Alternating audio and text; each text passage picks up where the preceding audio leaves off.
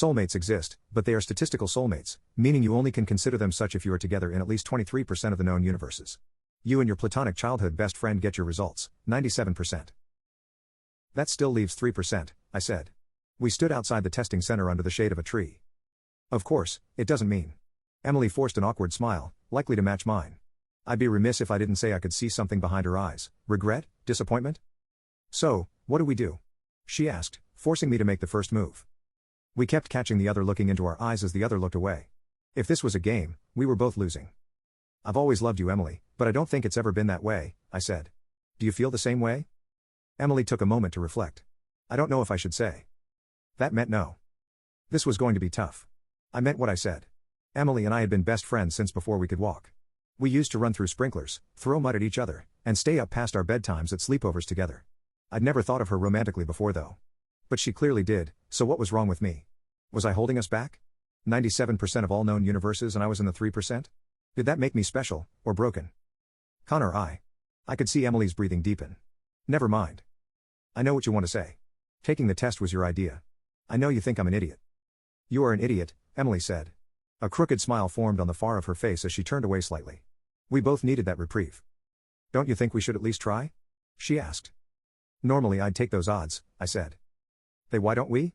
It feels like we're putting so much pressure on this whole thing. Because I don't feel that way, not now at least. Not ever? She asked. I'm sorry. It's like being asked to eat when you've already had a meal. Emily huffed and ran a hand through her messy hair.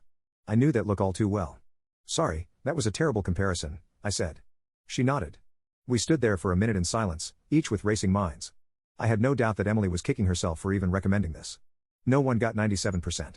No one. I think we might have broken a record. Normally a good match was in the 40s. It was easy to justify that number any way you wanted. If things didn't work out, well, it was a small chance, so who cares? If things did, then you beat the odds. The higher you got though, the more pressure. A glint appeared on her face, a teardrop. Hey, Em, it's okay. I'm here. I wiped away the tear. Did I ruin everything? She was fighting back an uglier cry. I couldn't help but laugh. Of course not, dummy. I'd always had a feeling. I'm glad I know. I held her face in my hands. I hated to see her cry, especially if I was the reason. Look, I said. I don't even know where to start, but if you really want this, I think I'd be willing to give it a try.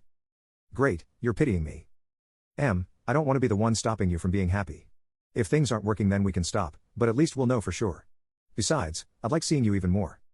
Emily looked up at me. We were close. Closer than usual. Her watery eyes held onto mine and for just a moment, I felt something stir. There was a gentle tug between us, but anxious, I straightened my back. Why don't we start things slow? I leaned over her and kissed her forehead, something I'd done in the past, but this was different, more thoughtful. Emily nodded her head, looking downward and still holding back a frown. Why don't we go out tomorrow? We'll call it a first date, I smiled wide, trying so hard to lift her spirits.